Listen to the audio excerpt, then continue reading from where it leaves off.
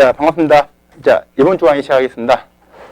이번 주는 이제 지난주에서 우리 이제 안밀 챕터 이제 들어갈 예정입니다. 그래서 이제, 우리 이제 지난주에 투수했고, 이번 주 우리가 이제 안밀을 하게 되는데, 투수와 안밀의 가장 큰 차이라 한다면은, 우리가 이제 해석 조건으로 볼 수 있는 거거든요. 그래서 흙 속에 물의 흐름이 있다는 거는,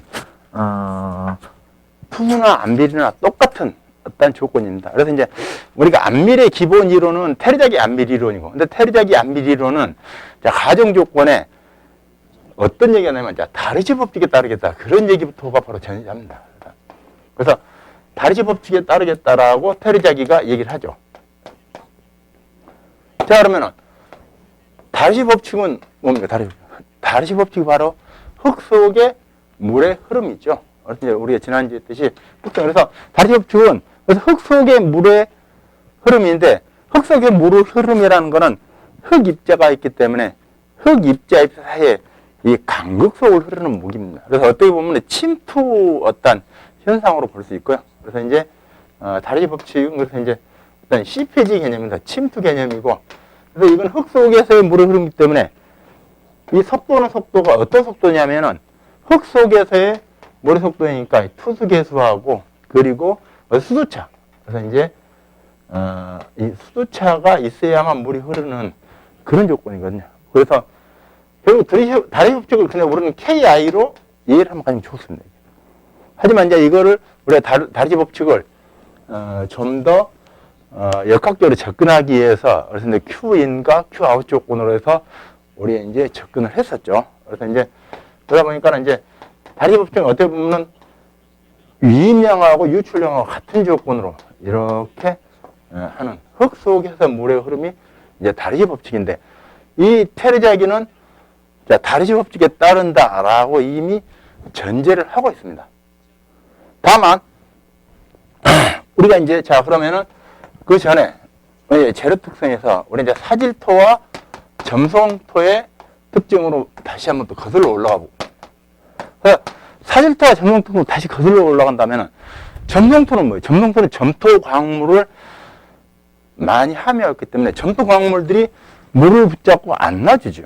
안 놔주기 때문에, 그래서 흙 속에서 물이 자유롭게 흘러가야 되는데 자유롭게 흘러가지 못하는 상황이 되는 거죠. 그래서 물을 붙잡고 입자가 이렇게 멀리 떨어져 있는 그런 조건인데, 이게 또 어느 순간 일단은 건조 상태 또는 물이 양이 줄어들게 되면 체적이 줄어드는, 결국에서 체적 변화가 있는 특징을 가지고 있다는 거죠, 점성토. 그래서 이제 이와 같이 물을 만나서 활성화가 되고 체적이 변화하는 이 특징을 가지고 있는 게 바로 점성토인데, 그래서 이 사질토와 점성토의 가장 큰 차이점은 체적 변화가 있다 없다라고 단적으로 얘기도 틀린 얘기는 아닙니다. 그래서 이 사질토는 그래서 물을 만나도 활성화가 안 되는 거, 활성화가 되는 그 성질 때문에 체적 변화가 있다는 거죠. 그러니까 테르자기는 그러면은 다르시 법칙이 따르긴 따른데 체적 변화가 있는 이 점성토의 이론적인 접근을 어떻게 할 것인가 고민을 한 끝에, 그러면은 이거는 체적 변화가 있는 조건이기 때문에 이거는 그러면 Q인하고 Q아웃하고 이게 똑같을 수는 없다. 뭔가 이거는 체적 변화가 있다고 보는 거죠. 그러면 결국은 이거는 뭔가 체적 변화가 있지 않겠는가. 그래서 델타 Q 조건으로 보는 거죠.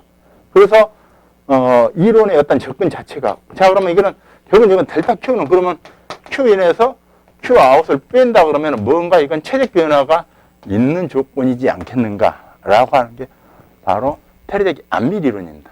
그러니까 이론적인 접근이 결국은 어떤 다르시 법칙 자체가 흙 속의 물의 흐름이고, 이것도 흙 속의 물의 흐름인데 체적 변화를 고려할 것인지 고려하지 않을 것인지, 거기다가 하나 더 추가한다면은 이 체적 변화가 어느 순간에 체적 변화가 생기는 게 아니고 물을 만났을 때 다시 활성화가 되었던 것들이 물이 빠져나가는 데는 많은 시간이 필요하다는 얘기죠.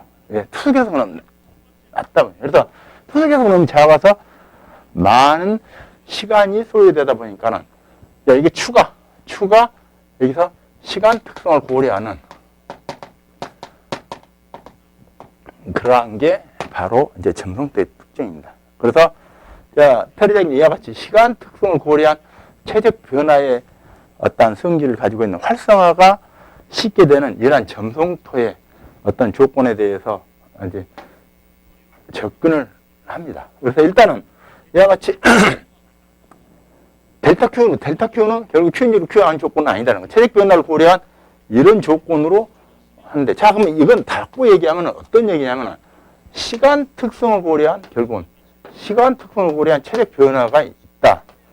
이거가 똑같은 얘기가 결국 되는 거죠, 이게. 그래서 시간 특성을 고려한 최적 변화, 이게 결국은 Q인 마이너스 Q아웃 조건에 이 조건이지 않는가라고 해서 이 조건들, 이 두 가지 조건을 충족시키는 이론을 여기서 정리를 해서 방정식을 만들게 되죠. 그래서 그렇게 만들어낸 방정식, 어떤 방정식이다? 시간의 특성을 고려한 강화소사는 Z방향으로 물빠짐이 이루어진다고 하는 테레작이 안밀 방정식을 여기서 제안을 하게 되죠. 하지만 이 안밀 방정식이 그렇게 쉬운 방정식은 아닙니다. 그래서 이 방정식을 위해서 해를 구해야 되는데, 해를 구하는데 쉽지 않고 어렵다는 얘기죠. 그래서 그러한 이론들을 좀 더 쉽게 물론 그때는 테레작이 이제 학생들을 대상으로 뭐 강의했겠죠. 그래서 학생들이고 연구원들을 대상으로 해서 쉽게 이해할 수 있도록 그래서 안밀 상자를 만들어서 이것들을 설명합니다. 자, 그렇다면은 우리가 안밀에 앞서서 우리가 지난 시간에 했던 것들 우리가 좀 더 복습을 하고 이제 이번 주에 가야 될 텐데, 자, 그러면은 일단은 Q니까 Q아웃 조건으로 출발하고 있는 흙 속의 물의 흐름의 어떤 다시 법칙도 먼저 정리를 하겠습니다. 자, 다시 법칙은 이와 같이 흙 속에 물의 흐름인데 물의 흐름이 발생할 수 있는 그 조건 자체가 바로 수두차라는 거죠. 수두차. 그래서 수두차가 있는데, 그런데 이 수두차가 있다고 해서 그러면은 물의 흐름은 당연하지만은 이게 기울기가 급한 물의 흐름인지 아니면은 기울기가 완만한 흐름인지를 결정짓는 거는 또 이동 흐름입니다. 그래서 그거를 동수경사로 얘기를 하죠. 그래서 투수에서는 일단은 이 동수경사, 그래서 이 어떤 거리분의 수두차로 나타나는 이 동수경사가 그래서 굉장히 중요한 요소가 됩니다. 그래서 우리 흙 속에 물의 흐름이 발생한다는 거는, 동수경사가 커진다는 거는 물의 흐름이 빨라지는 거죠.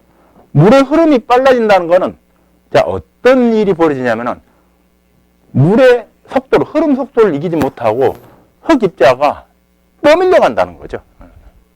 그래서 흙 입자가 그러면은 물에 떠밀려 가지 않고 제자리를 딱 지킬 수 있는 그 한계를 한계 유속이라고 합니다.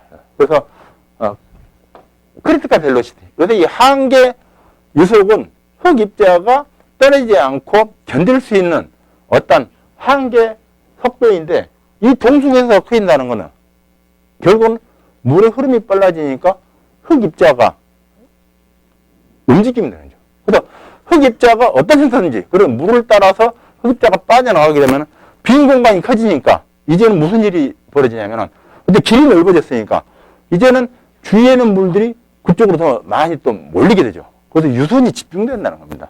유선이 집중되다 보면은 이제는 동수경사가 똑같은데도 이제는 물의 흐름이 빨라집니다. 왜? 이제는 물길이 됐으니까. 그죠? 단면적이 커졌으니까. 그러니까 물의 속도가 더 빨라지다 보면 이제는 한계 유속, 열이 빨라지니까 이제는 한계 유속이 이제는 더 큰 입자들까지도 견디지 못하고 빠져나간다는 거죠. 그래서 이제 우리가 실제 현장에서 어떤 공법을, 여러 가지 공법들을 이제 물이 있는 곳에서 공법을 이제 적용하게 되죠. 그냥 우리 굴착공사라고 할 때 지하 굴착하는 거, 특히 이제 하천공사 같은 거 하게 보면 흙탕물이 많이 일어난다. 그럼 흙탕물이 많이 일어났다는 거는 흙탕물 자체가 일단은 그거는 점토, 광물 내지는 실트질이 포함된 게 흙탕물이거든요, 이게. 그럼 이제 흙탕물이 흘러간 것만으로도 그러면 벌써 입자가 많이 빠져나왔죠, 그죠? 그러면은 그 어떤 입자들이 빠져나온 만큼 이제는 수소기수가 높아졌으니까 물이 더 빨라지면 이제는 다음에 실트질 그래서 모래도 빠져나가고 물길이 커지면 자갈도 빠져나가고 그래서 그러한 현상들이 심화되면서 자 지금 지하 공간에서는 어떤 일들이 이루어지냐면 지하 공간은 우리도 모르는 사이에 입자들이 다 빠져나가서 많은 공동들이 발생하고 있습니다. 그래서 지하 공동들이 그래서 실제 이제 지하 안전회관 특별법이 생겨나기 이전에도 지하는 많은 공동들이 이래 생겨났죠. 근데 그것들을 다 무심코 지나갔지만은 이제 그 법이 발효되면서 그래서 지하 공동을 차진하기 위해서 그래서 특히 이제 서울 시내 전수도로를 했습니다. 그 전수조사를 해서 지표 탐사해서 쭉 보니까 이 공동이 뭐 3만 개 이상의 공동이 크고 작은 공동이 존재를 하고 있다는 거죠. 그럼 그 흙들이 어디 갔습니까? 그 흙들의 어떠한 움직임들은 결국은 흙이 그냥 누군가 두더지가 흙을 판 게 아니고 그거는 물이 그 흙 입자들을 다 가져갔습니다. 그러니까 자 이러한 메커니즘에서 이 어떤 동수경사는 정말로 아주 안정적으로 자리를 지키는 흙 입자들을 이렇게 무력화시키는 가장 원형이거든요. 원형. 그래서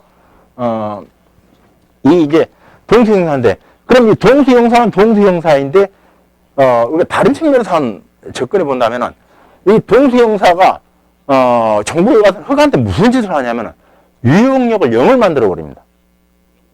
그래서 유용력이 0이 된다는 얘기는 어때요? 흙 입자가 중력 방향으로 중력에 의해서 내 물체력에 의해서 안정적으로 되는데 물체력을 무력화시켜서 무중력 상태를 만들어 버린다는 거거든요. 그게 뭐냐면 이게 그것도 동수경사예요. 자 그럼 그렇게 유용력이 0이 되는 정도의 어떤 이 수차를 만들어 버렸다라고 한다면은 그거는 한계 동수경사가 되겠죠. 근데 이와 같이 한계 동수경사 상태가 됐다는 얘기는 이제는 흙 입자가 아니 무중력 상태가 돼서 정말로 자기 자리를 지킬 수 없는 물체력 자체를 없애버리는 그런 어떤 엄청난 일을 꾸미게 됩니다.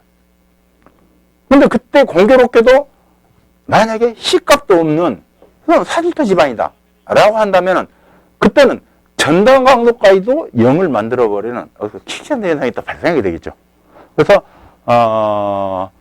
우리가 이제 최근에 이제 이번 이제 126기 출제 경향에도 지하 안전에 관한 뭐 특별 관련 문제들이 좀 이제 다수 출제가 됐지만은 이 법이 만들어진 배경에는 바로 이와 같은 동수경사라고 하는 거, 그리고 거기에 수도차라고 하는 거, 그리고 물의 흐름, 흙 속에서의 물의 흐름을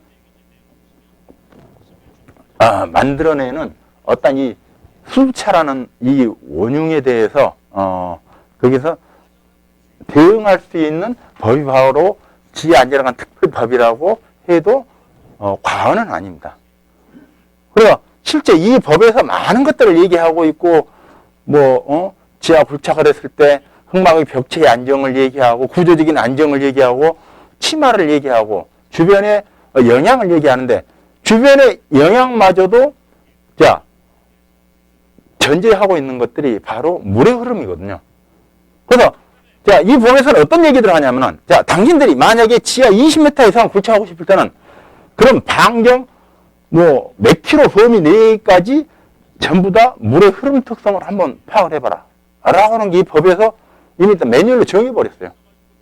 그만큼 단순히 당신들이 가로 세로 100m를 판다고 할지라도 물의 흐름은 왜 반경 몇 킬로 범위까지도 물의 흐름이 생길 수 있다. 당신들 때문에. 당신들이 파기 전에 그럼 반경 몇 킬로 범위까지 한번 시뮬레이션해서 물의 흐름이 어떻게 생기는지 한번 보고 한번 시뮬레이션 해봐라. 그래갖고 보여줘. 라고 하는 게 이 법이에요.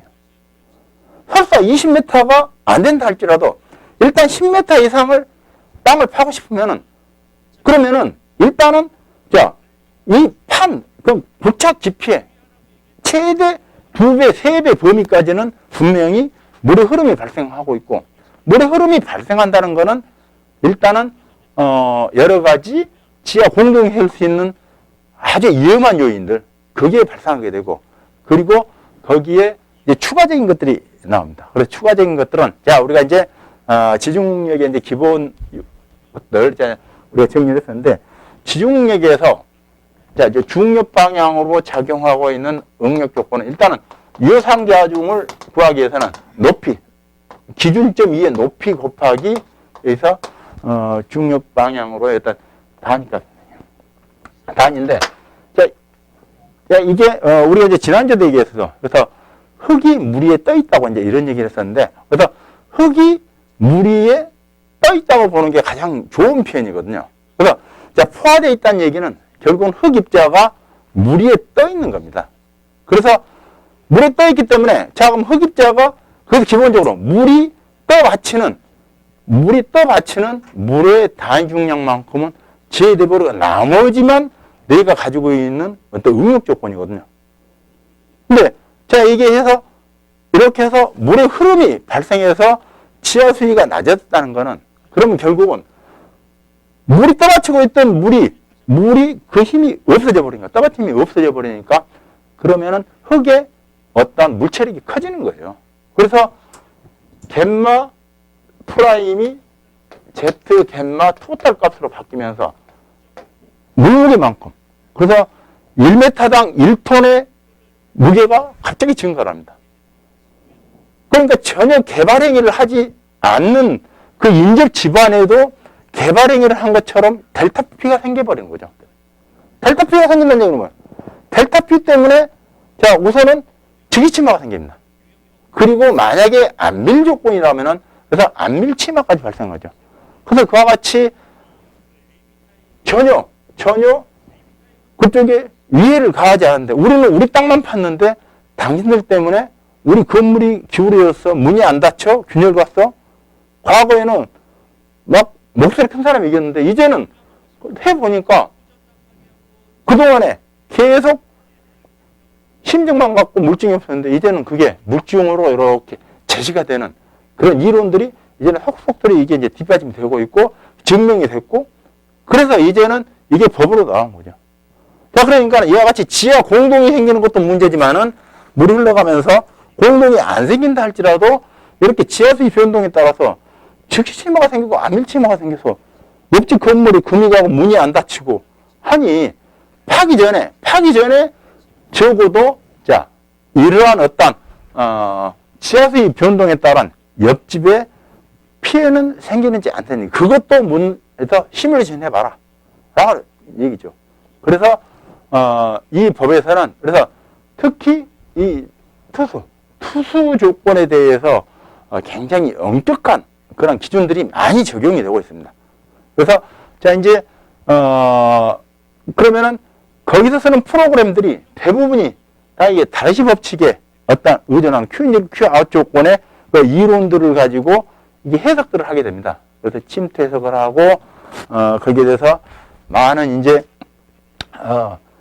어떤 수치 해석들을 하게 되는데 그런 것들이 전부 다 베이직이 바로 이 다리 법칙이 깔리는 것들이거든요. 이게. 그리고 그로 인해 흙 속에 물이 흐름이 생겼을 때 지하수의 변동에 따른 지중력의 변화 그런 부분들을까지도 고려를 해서 그래서 하는데 거기에서는 이런 걸 또 제시를 하고 있어요. 자, 그러면은 결국은 단순히 응력 조건으로만 본다면은 자, 일단은 이게 뭐 지하수위가 변동이 돼서 뭐 응력이 증가하고 델타 P가 증가하고 델타 시그마가 증가하니까 그럼 그로 인해서 뭐가 돼? 치마가 생기니까 그럼 변형 요소니까 그러면 응력과 변형률 요소로서 이것들을 전부 다 시뮬레이션하고 검증을 해봐라. 근데 거기다가 추가가 돼, 추가가. 거기다가 자, 이와 같이 물의 흐름 특성이 생기면서 이게 심화 델타이니 이제는 단순히 거기서 굴착을 팠을 때 옆에 집안의 변형 이것만 보지 말고 물의 흐름 특성까지도 고려한 이거 보라. 그래서 침투 해석을 하라는 얘기예요. 그래서 침투 해석을 고려한 연계, 그래서 침투 연계 응용 변형 해석라고 하는 게 지하안전에 관한 특별법이에요. 그래서 물론 법으로는 뭐 굉장히 복잡하지만은 그 구조적으로 그 부분을 깊이 들어가 보니까 그게 다였어요. 그게. 그래서 당신들이 10m 이상 파고 싶을 때는 일단 무조건 하여튼 물의 흐름을 고려한 상태에서 침투 해석을 해서 그걸 연계해서 그래서 응력이 변화할 때 지중력이 변화에 따른 치마 특성 그래서 변형률 특성, 변화성 이런 것들 해석을 하고, 그리고 20m 이상 파고 싶다. 그때는 이 범위를 더 넓게 이렇게 가져가니 이러한 것들이 바로 되는데, 이와 같이 투수는 우리가 그동안에 이론적인 접근에서 그냥 뭐 다리 법칙, 뭐 큐니크 효과 이것만 했었는데, 이제는 이 관련한 문제들이 이렇게 쭉 나온다고 봅니다. 그러면은 자 이제 이와 같이 그러면 앞으로도 지하안전한 특별법의 문제가 다수 이제 출제 중심에 이제 오게 되겠어요. 그 이유는 바로 이 법을 준용해서 해석을 하고 심의를 하신 그 회사들은 반드시 토질 지질 기술자만 이렇게 모아서 하라는 얘기예요. 그러니까는 토질 넣기 기술사들이 이쪽으로 굉장히 이 업계 쪽으로 많이 자리 이동을 한 상태예요, 지금요. 그런데 그 사람들이 출제를 한다는 거죠, 결국은.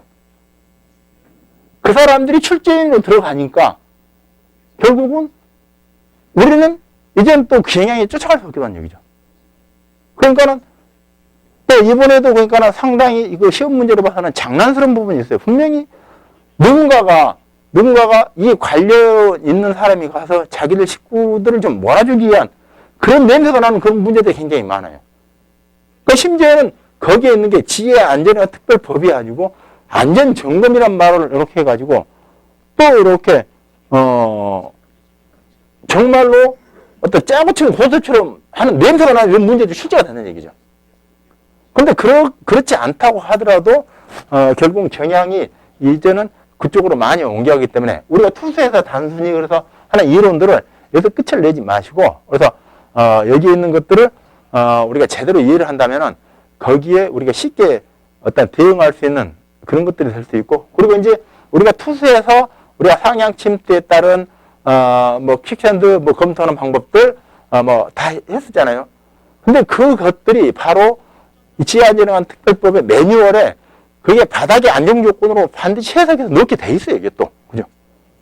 그 어떻게 보면, 그러니까는 이 투수 챕터는 그래서 지금 현재, 어떤 시행하고 있는 이 법의 중심에서 움직이고 있는 챕터라고도 또 볼 수가 있거든요. 예. 그래서 이제, 어쨌든 좀, 몰이 좀 돌아갔었는데, 어쨌든 우리가 이제 지난주에 했던 것들은 그래서 이제 이렇게 단순히, 우리가 이제 다르시 법칙, 이게 이제 Q1, Q 이게 다다 이렇게만 생각하지 마시고 그래서 지금 이제 우리가 이제 여기서 상향 침투합에 따른 어떤 이제 지금 퀵핸드 검토하는 것들 우리 했었죠.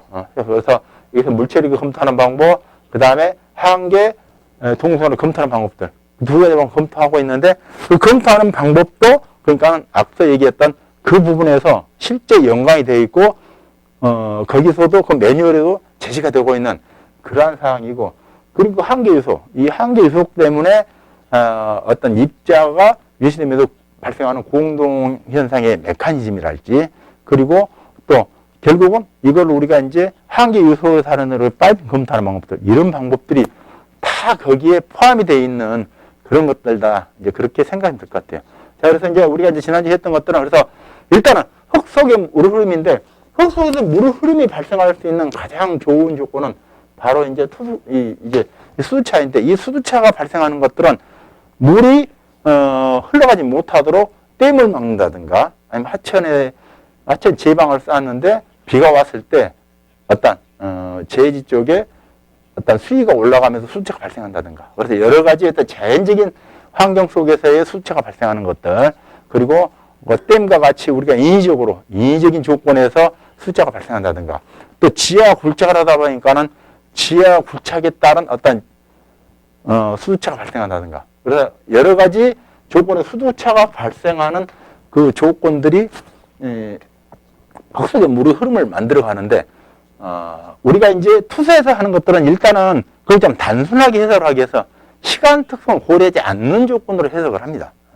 그래서 시간 특성을 고려하지 않고 단순하게 그냥 Q1, Q아웃 조건에서 다시 법칙으로 그걸 해석을 하고 우리가 정리를 했었는데 이번 주에는 그 부분, 그 조건이 그대로 가져오되 이제는 시간 특성을 고려하는 상태의 해석 조건 그리고 거기에 물을 만났을 때 활성화되는 그러한 어떤 성질을 진이는 어떤 점성토의 어떤 집안 조건을 고려하다 보니까 이 체적 변화를 고려한 그러한 해석들이 이제 따라가는 거죠. 자, 그래서 이제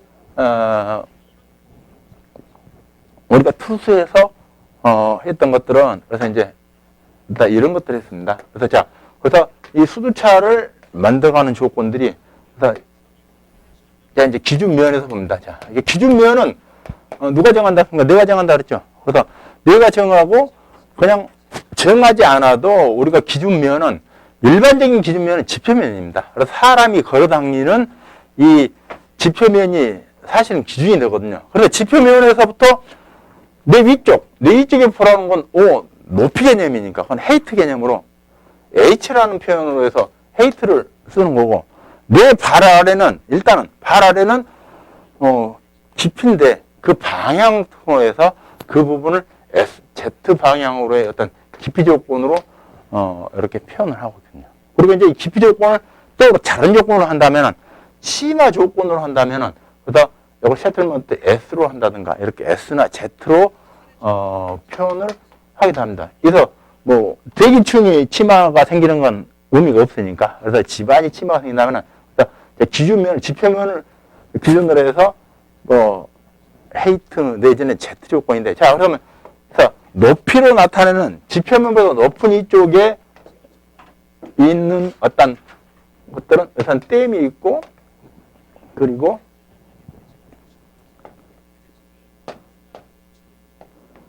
하천 제방이 있겠죠. 그래서 이제 제체 높이, 이거 제방 높이로 이렇게 이제 얘기를 할 텐데. 자, 이렇게 해서, 일단은 물이 흐를 수 있는 이제 조건이 되는데, 자, 이렇게 댐에서는 물을 가둬서 이용할 목적이기 때문에 물을 가능하면은 물이 흘러가지 못하도록 해야 되는데, 이 댐 제체의 재료 특성, 흙으로 만들어진 이 재료 특성 때문에 물이 흘러갈 수 없어요. 물이 흘러갈 수 없다면은, 자, 그렇다면은, 물이 흘러갈 수 없다면은, 물이 흘러가면서 생기는 포화 영역과 불포화 영역의 경계가 있을 테니, 자, 이 경계를 치면선이라 한다면은, 치면선의, 조건을, 그러면은, 어떻게 나타낼 것이며, 그리고 흙 속에서 물의 흐름을 어떻게 규명할 것인가. 그래서 해보니, 그렇게 해서 쭉 해보니까 대부분이 이 물의 유선이 어디에 있냐면 이 제체 유선이 형성이 됩니다. 제체 유선이 형성이 되다 보니까 무슨 일이 발생해요? 결국은 여기서도 수위가 올라오게 되면은 유속이 빨라지면서 한계 유속 이상의 어떤 물의 흐름이 발생하면서 입자가 유실이 되죠. 입자가 유실되면서 세굴이 발생하고 그럼 뒤에서부터 세굴이 되는 후진 세굴 때문에 결국은 댐이 무너지는 이런 일이 발생할 수 있으니 일단은 물의 흐름 속도를 좀 줄여야 되겠다라고 해서 차수벽을 그래서 근데 이 차수벽을 이 흙댐에서 가장 좋은 것들은 신벽이라고 하는 어떤 코알을 설치하는 게 가장 유리하더라니. 그래서 이같이 코알을 설치해서 그래서 흐름 속도를 뚝 떨어뜨려서 유선이 제체까지 가지 못하도록 그래서 사면까지 가지 못하고 이 집안으로 형성되도록 이러한 어떤 방법들을 동원하는 거죠. 이렇게. 그러다 보니까 그러면 그리고 여기에 온 물은 그럼 신속하게 차례를 배수를 해서 제체가 안정하도록 하자. 이러한 것들이 어떠한 지금 필름의 기본적인 설계 요소들입니다. 그러다 보니까는 자 물의 흐름을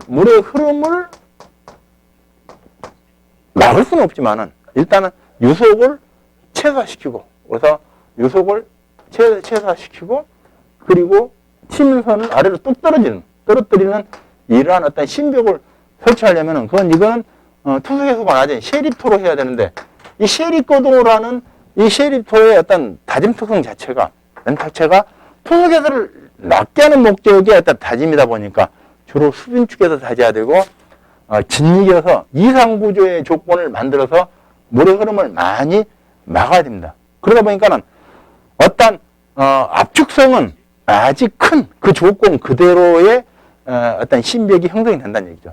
그러면 제체만큼은 잘 다져서 건조축에 다져 단단하게 다지다 보니까는 지금 신벽하고 제체하고 어떤 차이가, 압축성의 차이가 큰 거지. 압축성의 차이가 크다는 얘기는 결국은 부동치마가 발생해요. 부동치마가 발생하다 보니까는 결국은 치마가 발생하는 변이부에서 정집으로 이렇게 하중이 전이가 되니, 자, 내 하중을 제체가 그 분담을 했으니, 제체의 역할은 여기 수압에 저항하도록 만들어 놓은 건데, 신벽이 나한테 하중을 또 분담을 해서 이제는 이 수압에 대응하지 못하고 파괴가 생길 수도 있다 라고 하는 게 수압 발전을 수압 파쇄 현상이지. 그래서 이와 같이 그러면 부동치마 때문에 생기는 어떤 균열 문제도 있을 수 있고, 그런 하중 전이 때문에 생기는 어떤 수압에 대응하는 어떤 제체의 지금 저항력을 감소시키는 그러한 현상 때문에 생기는 수압 발전 문제, 뭐 이런 문제가 이제 단골로 취재가 되는 문제 중에 하나이고, 그리고 신벽을 설치한다면은, 그러면은 자, 분명히 지금 지표면, 그래서 지표면 기준면 위에 쪽에서의 어떤 지금 역할은 충실했는데, 그럼 기준면 아래 지중해에서의 물의 흐름을 어떻게 제어할 것인가? 그러면은 그냥 이 부분이 신선한 암이고,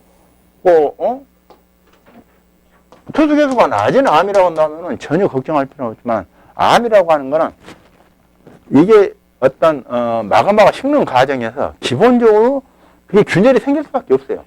물론 아주 깊은 곳에서는 식는 속도가 굉장히 천천히 식으니까 정말로 균열이 없이 아주 굉장히 치밀한 조직을 가지고 만들어질 수도 있지만, 지표면 가까이 있는 그런 암들은 그래서 굉장히 전리를 많이 가지고 있습니다. 그래서 전리는 기본이고 파세대 같은 걸 많이 가지고 있기 때문에, 그래서 자, 그러면은 지금 이 지중으로의 어떤 통한 이러한 어떤 집안으로의 누수가 생길 수 있으니, 그거를 그러면 사전에 검증을 해봐야 되지 않는가. 그래서 사전에 그걸 검토하는 방법이 이제 루전 테스트라는 거죠. 루전 테스트를 해서, 그래서 만약에 그 값이, 그 루전 값 자체가 그래서 기준 이상이 넘어버렸을 때, 그래서 자, 그러면 여기에 투수계수를 가지고 해도 되는데 왜 자꾸 이거를 루전 값으로 하는가? 투수계수는 어떤 이 암의 대표값이에요. 그러니까 이 투수계수라고 하는 거는 전리면의 투수계수, 파세대 투수계수, 암석의 투수계수, 어느 걸 써야 돼요? 적용할 수 있는 기준이 없습니다. 그러다 보니까 총체적으로 이 집안에 그냥 물이 빠져나가는 양을 측정해서 여기서 대응을 하는 게 낫지 않겠는가라고 해서, 여기서는 투수계수를 측정하는 게 아니고, 투수계수 값 쓰는 게 아니고, 루전 시연을 별도로 해서 루전 값을 가지고 여기에 대해서 차후 대책을 세운다는 거죠. 그러니까 결국은, 그래서 이제 투수계수는 그거는 그 보조적인 수도 아니고, 실제 댐에서는 그래 루전 테스트가 굉장히 중요한 거예요. 그래서 자, 그럼 루전 테스트는 뭐예요? 루전 테스트는 우리가 지난주에 했지만은, 자, 1m 길이를 기준으로 했을 때, 그래서 거기에 10기압의 압력을 제어한다면은 그 압력 때문에 1분 동안 약 1리터의 물이 빠져나가는 그 양을 일루전의 양으로 보자, 그런 얘기죠. 그래서 보통 이제 우리가 댐에서의 어떤 콘크리트 댐 같은 기준이 보통 이제 3루전에서 5루전 정도, 이 정도를 우리가 이제 허용치로 보는데, 우리는 필댐이니까 그래서 기준은 좀 다를 수가 있어요. 근데 저도 사실 그 기준은 잘 모르겠어요. 왜냐면은 그 기준 자체가 농어촌공사 기준이 틀리고 수자공사 기준이 약간 틀리고, 댐 승계도 틀리지만은 대략적으로 약 3루전에서 5루전 정도 이상의 어떤 물이 흘러나간다 하면은 그거는 차급보통을 하도록 그렇게 돼 있습니다. 근데 대부분 루전 테스트를 하면은 그 양 이상이 빠져나간다는 거죠. 그래서 이제 그라우팅을 하게 되죠. 그래서 이 커튼 그라우팅을 하는데, 자, 그러면은 여기서 루전 테스트를 뭐 하는 목적이랄지, 하는 방법이랄지, 하는 시기랄지, 그런 것들이 그러니까 최근 또 출제 중심에 이제 와서 아직은 출제가 지금 간간히 되고 있는 그런 사항들인데, 이와 같이 이제 지중해에서의 집안으로의 흐름 특성을 반개한다 루전 테스트에 대해서 그런데 이제 여기서 댐에서는 좀 관심 있게 우리가 증인될 부분들이고, 자, 이제 하천에서는 이와 같이 우리가 신벽을 설치할 수가 없습니다. 그래서 이제 댐 같은 경우는 뭐 전체 댐 뭐 제체 길이가 뭐 길어봤자 뭐 몇 킬로고 뭐 그냥 뭐 1km 이내 댐들이 많지만은, 지방 같은 건 너무 길이가 길기 때문에 그 전체를 이렇게 신경을 하기는 어렵죠. 그러다 보니까는 여기서는 어떤 물이 찼을 때, 일시적으로 물이 찼을 때 그때만 여기서 이제 안정할 수 있는 방법들이 없는가라고 해서 제가 이제 물의 흐름에 따라서 여기는 뭐 이제 쇄골 대책이나 이런 부분인데, 쇄골 대책 같은 것들은 이제 우리 이제 집안 쪽에서 그건 출제 경향이 상당히 멀어졌어요. 초창기 문제 나왔다 그러면 문제가 거의 안 나오죠. 근데 이제 주로 그렇다면 우리 이제 설계할 때, 그러면 이 하천 제방을 설계할 때 어떤 부분을 고려할까, 이제 이런 쪽으로 이제 출제 경향이 이제 상당히 이제 드지고 있는데, 토지물 기술사가 하천 제방 설계에서 가장 먼저 하는 것들은 먼저 물이 찼을 때, 그럼 여기서 제방은 안정한지, 그래서 침투 해석을 통한 어떤 제체, 뭐 사면 안정 조건 이런 부분들 검토를 하게 됩니다. 그러면 결국은 침투 해석이라고 하는 건 여기서의 침투 해석은 어떤 지금 이 속도, 그래서 한계 유속이 어떤 이상의 속도가 발생하면서 입자가 빠져나가면서 여기 후진식으로 생긴 이런 게 가장 걱정이 되니, 그럼 여기서는 파이핑을 검토하는 것에 대해서 가장 먼저 고민해야 됩니다. 그래서 하천 제방 설계에서 파이핑 검토는 굉장히 중요한 사항이죠. 그리고 이제 하천 수위가 올라가서 물이 흐르는 거 좋은데 이쪽에서 또 물이 차오르니까 이쪽에 사람이 살고 있는 쟤네 이쪽, 이 물을 자꾸 이쪽으로 배제를 하기 위해서 많은 통관 박스들이, 그래서 제방 밑에는 정말로 100m, 200m 거리마다 다 통관 박스들이 다 설치가 되다시피 합니다. 그래서 그러한 어떤 통관 박스 설치되어 있다면 그건 통관 박스 때문에 또 어떤 그 경계면에서 파이핑이 생기지 않는지, 이런 것들, 그 동시에 여러 분들 고려하다니까 제체로 파이핑, 집안으로 파이핑, 통관으로 파이핑. 그래서 한다면 기본적으로 여기서 검토하는 방법들은, 그러면은 특히 이제 통관 박스 이런 것들을 했을 때, 그럼 여기서 이제 우리가 지수벽을 설치하는데, 지수벽, 차수벽을 설치했을 때 그 검토하는 크리스 레이스의 어떤 검토하는 방법들, 그리고 또 이렇게 한계 유속으로서 VC를 구했다면 여기서 침투 속도하고 침투 유속으로 검토하는, 한계 유속으로 검토하는 방법들, 그 다음에 기본적으로 테레지 방법들, 이런 방법들 하는 파이핑 검토하는 방법들. 그 다음에 또 이게 워낙 제방 길이가 길다 보니까, 그러면 이게 반드시 단단한 집안이면, 그러니까 연약한 집안도 이게 설치될 수 있으니, 집안의 기초의 안정 조건들. 그래서 그 외에도 또 여기서 한다면은 물이 차왔을 때는 이쪽이 위험하죠. 물에서 침투, 이쪽이 위험하고, 지하수위란다. 하천 수위가 아주 뚝 떨어졌을 때는 잔류수 합동도 이쪽 사람이 위험해지니, 그래서 만수위 때, 지하수위 급감할 때, 제네지, 제해지의 사면의 안정조건 어떤 이런 것들이 기본적으로 설계 요소에서 검토해주는 사항이다. 이제 이렇게 봐야 그리고 이제 나머지 이제 문제들은 이제 흙속에서, 그래서 집안 이제에서 굴착을 했을 때, 지하 굴착을 했을 때 문제인데, 지하 굴착을 했던 이제 문제들이 이제 앞서 얘기했던 이제 지하 안전한 특별보호 중심에 와 있는 이제 그러한 것들인데, 그래 하다 보면은 자 이제 이 바닥에서 발생할 수 있는 어떤 하향 침투한 상향 침투 문제점들. 그래서 여기서 그러면 퀵핸들을 검토하는 방법들. 그래서 이제 기본적으로 두 가지 조건이죠. 그러다 이제 물체력을 이용하는 어떤 제1분의 W라는 이 방법, 그리고 한계 동수 경사를 이용해서 검토하는 방법. 이러한 방법들이 지금 여기서 제시가 되고 있고, 그런 부분 우리 계산 문제로도 출제가 되고 있고, 반복적으로 나오고, 그리고 또 직접 출제가 되지 않더라도 이번과 같은 그런 사례에서 이 어떤 안정 조건에 여기서 빠질 수 없는 어떤 단골 메뉴가 바로 지하 굴착한 이런 것들입니다. 그래서 자, 이런 문제를 접근할 때 단순히 우리가 알고 있는 이런 거에도 그 외에 자, 지금 이게 물 흐름, 그래서 동수 경사가 커졌을 때 문제됩니다. 이런 거 메커니즘을 우리가 여기서 얘기를 할 수 있어야 되고, 그리고 어떤 술자 때문에 물의 흐름이 발생한다고 했을 때 거기에 생기는 어떤 지금 뭐 한계 유속 이상의 속도에서 지하 공동이 발생하는 메커니즘이랄지, 그리고 또 지하 수위 변동에 따른 어떤 지중력 변화 때문에, 그래서 개발행위가 이루어지지 않는 인접 지방까지도 델타 P가 발생하면서 그로 인해서 즉시치마, 암밀치마가 발생하는 그런 현상이랄지, 그런 부분을 폭넓게 우리는 접근을 해줘야 됩니다.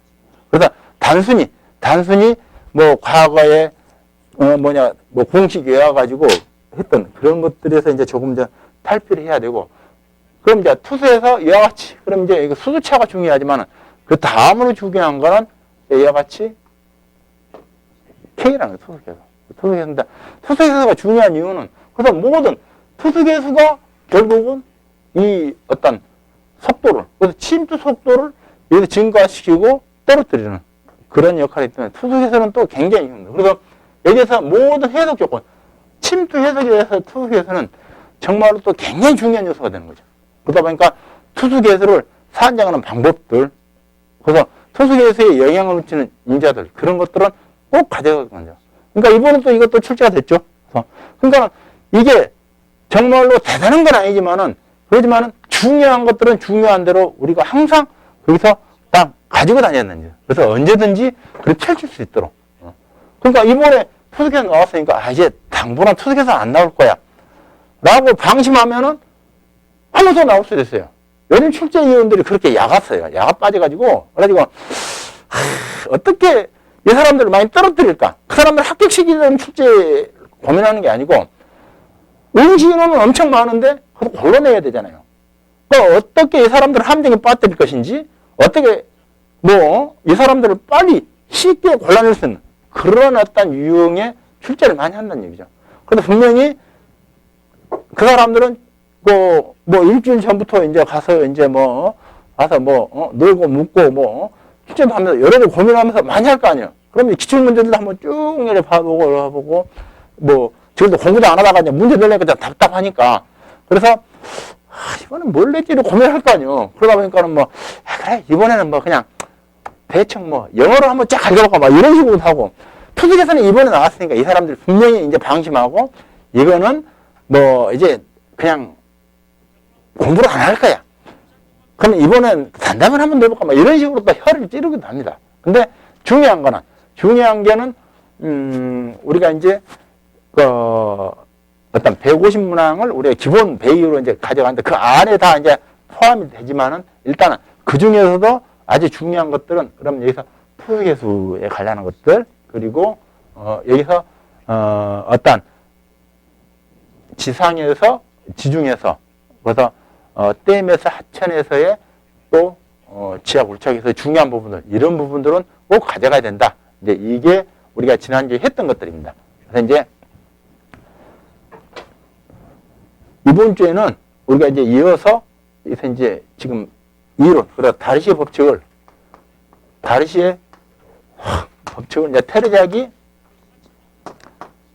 이론으로 이제 넘기는 이제 그런 단계이고, 그래서 이제 우리가 투수편을 주로 이제 사질도 조건으로 모든 것들을 많이 접근을 했습니다. 사질도 조건으로 접근하는 그 이유는, 그래서 여기서 이제 킥핸드 현상이라는 거, 그래서 타우 F는 C 플러스 시그마 프라임 탄젠트 파이라고 하는 이 전단 강도가 0이 되는 현상을 우리가 접근하려고 보니까, 유형력이 0이 됐을 때 이것도 같이 0이 됐으면 얼마나 좋을까?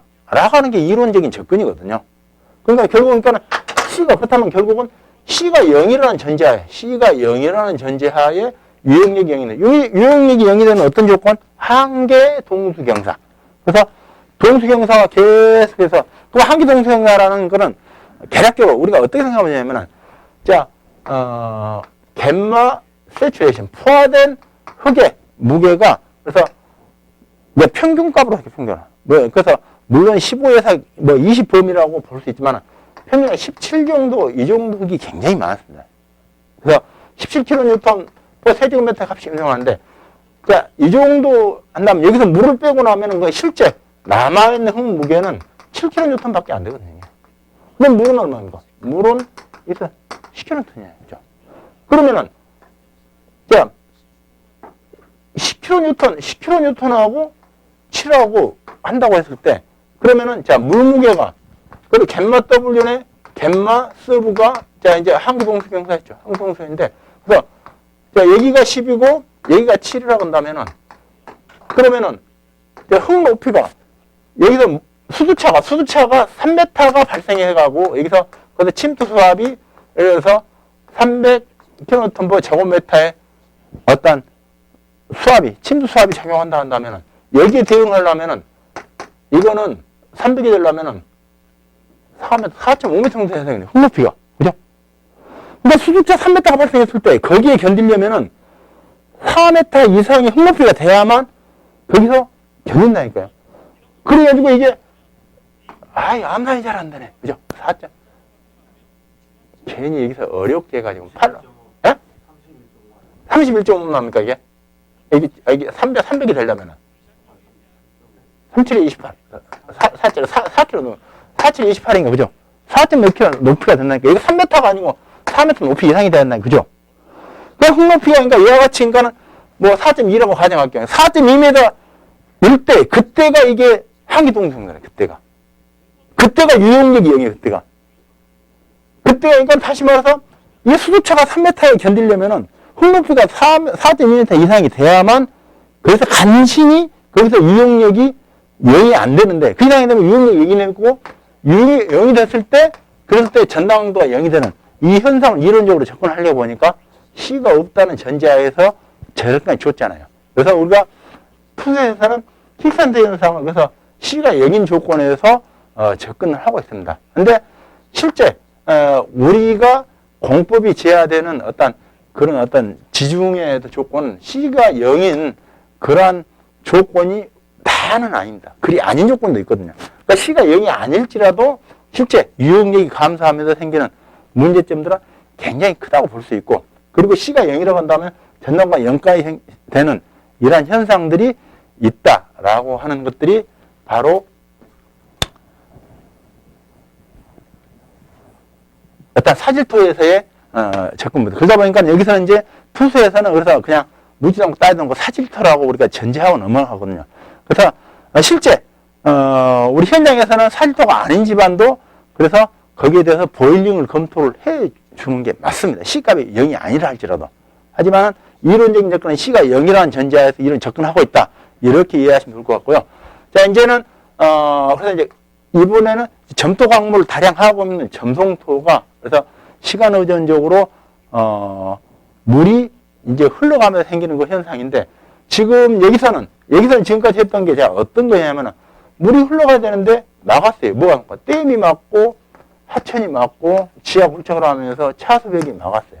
그래서 물의 흐름을 누가 막았습니까? 마기 구조들이 막았죠. 그래서 물을 막는 물막이들, 댐, 하천, 제방, 그 다음에 차수벽 같은 물막이 구조들이 물의 흐름을 방해하다 보니까 그거를 뚫고 간다든가 아니면 위에서 간다든가 하면서 생기는 현상들이었습니다. 근데 여기서는 테레적의 안면에서는 아무도 안 막았어요. 댐도 안 막았고 하천 제방도 안 쐈어요. 그리고 흙막이도 안 했어요. 근데 왜 수도차가 발생해? 왜? 그래서 이 메커니즘이 이제 달라지는 거죠. 다시 말해서 여기서의 수도차는 마기 구조 때문에 생긴 수도차였어요.